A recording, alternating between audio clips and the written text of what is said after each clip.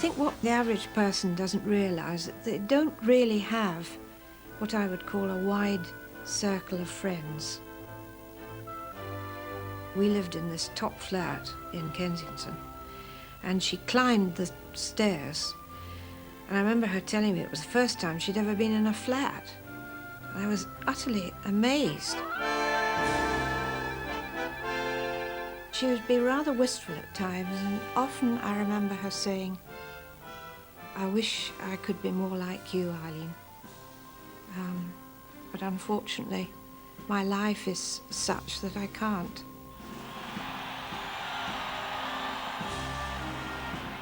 There is a motto which has been borne by many of my ancestors, a noble motto: I serve. Through the inventions of science, I can make my solemn act of dedication with the whole empire listening. I should like to make that dedication now. It is very simple. I declare before you all that my whole life, whether it be long or short, shall be devoted to your service and to the service of our great imperial family to which we all belong.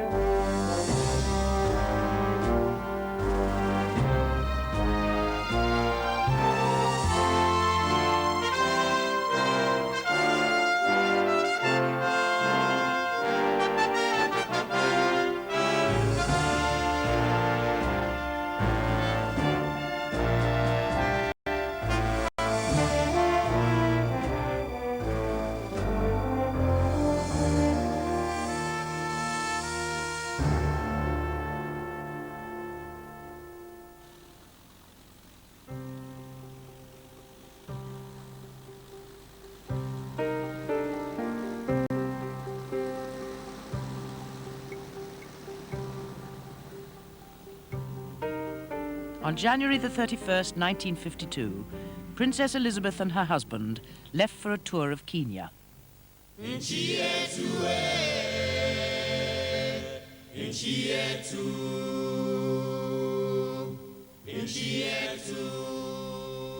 A week later, they were watching wildlife at a remote lookout post. Our time at Treetops was a magical time. And it was, you know, this tiny, tiny house built up in this giant fig tree. It was so exciting because this wonderful observation platform looking down onto the salt lick. And at night, all the elephants come. And the Queen loved it because, of course, she could use her cine camera. There was a ladder that went to a little platform at the top of the tree. And we climbed up, and we actually saw this incredible iridescent light that comes before sunrise over the jungle, which I'm sure she'll never forget. Exhausted after a long night at the lookout, they returned to their sleep. Meanwhile, the Queen's private secretary had gone into town, where he was accosted by a journalist. He said, "Come here, come here." And so we went into the telephone booth together, and I remember he was trying to take a cigarette out of the pack with trembling hands, and he said, "The King's dead."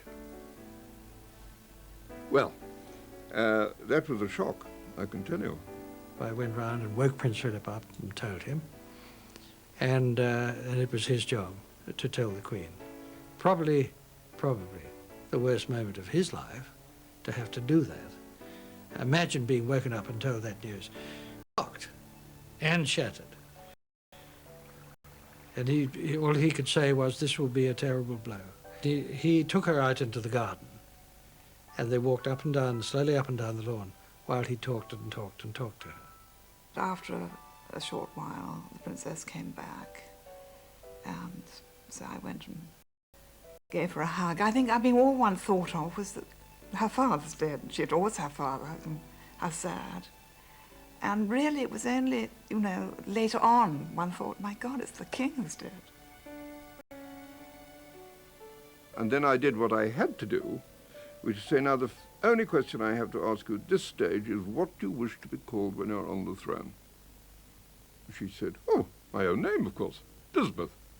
So I said, "Right, Elizabeth II."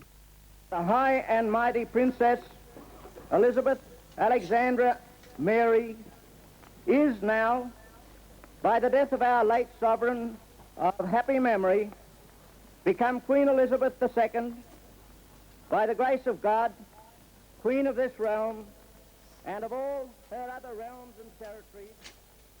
From Australia to the Arctic, Elizabeth was proclaimed Queen. Her realm included 9 Commonwealth countries and a colonial empire around the globe. When she returned to London, the Queen was met by her veteran Prime Minister, Winston Churchill. As we taxied up, the Queen looked out and could see that her car, her little Austen Princess, wasn't there. And all the big royal black limousines were there. And she said, "Oh God, they sent the hearses." And one knew somehow that,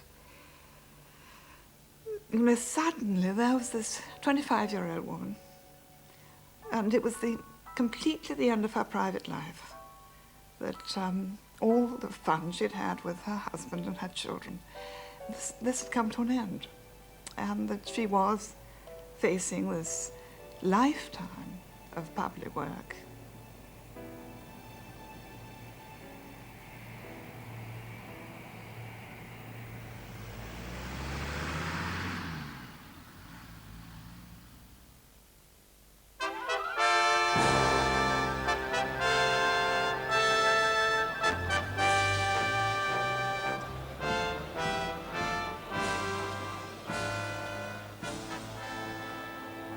The new reign coincided with the end of wartime restrictions in Britain.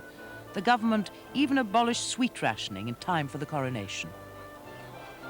There was an astonishing mood about the coronation of 1953, which I think will never be recaptured. There was then a sense of hope and excitement about the future. People talked a great deal about the new Elizabethan age. Britain had just climbed Mount Everest. Churchill was back in Downing Street. There was a sense in which the coronation was the kind of present for having done so well in the Second World War. And everybody was very hopeful and ardent and excited about a future which they believed as the past that had gone before.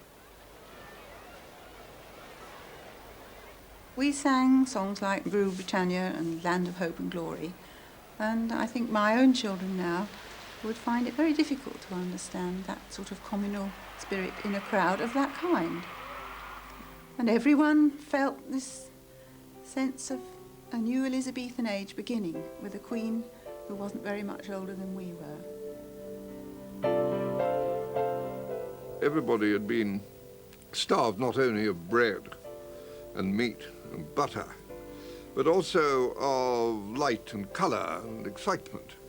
And there came to the throne this dazzling creature, and you can't believe what she looked like, particularly when she put a tiara on. I mean, she really looked marvellous, with wonderful eyes and, you know, and a lovely, lovely smile. And a gallant, handsome consort. What more can you want?